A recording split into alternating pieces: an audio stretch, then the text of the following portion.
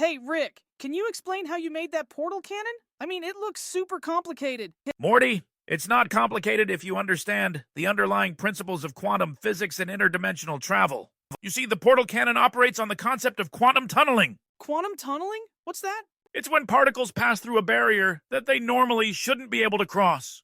Think of it like a tiny little ghost slipping through a wall, Morty. I harnessed that principle to create a stable portal between dimensions. So, you're saying you're like a ghost? That's kind of creepy, Rick. No, Morty, I'm not a ghost. I'm a genius. Anyway, the cannon uses a hyper-accelerated particle beam to manipulate the quantum state of the surrounding space-time fabric. Space-time fabric? Like, is it made of fabric? No, Morty, it's a metaphor. Space-time is a four-dimensional continuum, and when you manipulate it, you can create a rift that connects to another point in the multiverse. Multiverse? So there are other versions of me out there? Oh, absolutely, Morty. In fact, there are infinite versions of you, each making different choices. Some are probably doing great, while others are, I don't know, living in a dumpster or something.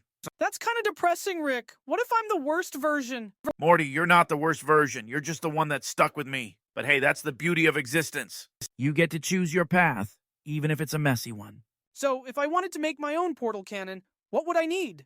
Well, first, you'd need a quantum stabilizer, which is basically a glorified microwave that can handle subatomic particles. Then you'd need a power source, preferably something like a mini black hole.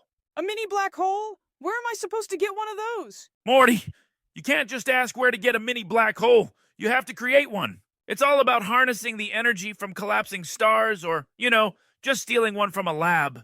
Stealing? That sounds illegal, Rick. Morty, the universe is a chaotic place. Laws are just suggestions in the grand scheme of things.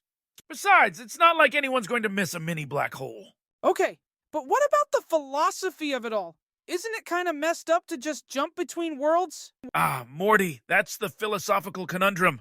Are we just tourists in a universe that doesn't belong to us?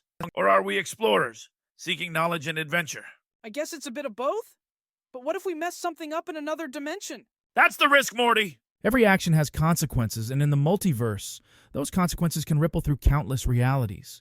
But hey, that's what makes it exciting.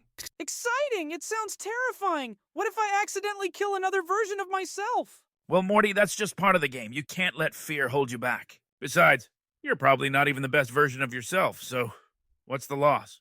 That's a pretty bleak way to look at it, Rick. It's realistic, Morty. Nobody exists on purpose. Nobody belongs anywhere. We're all just trying to make sense of this chaotic mess we call life. So, what's the point of making a portal cannon then?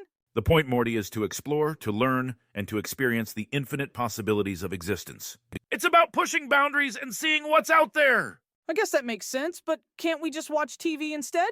Morty, watching TV is for people who are afraid to live. You have to embrace the chaos, the uncertainty. That's where the real adventure lies. All right, Rick, I'm in. Let's make that portal cannon.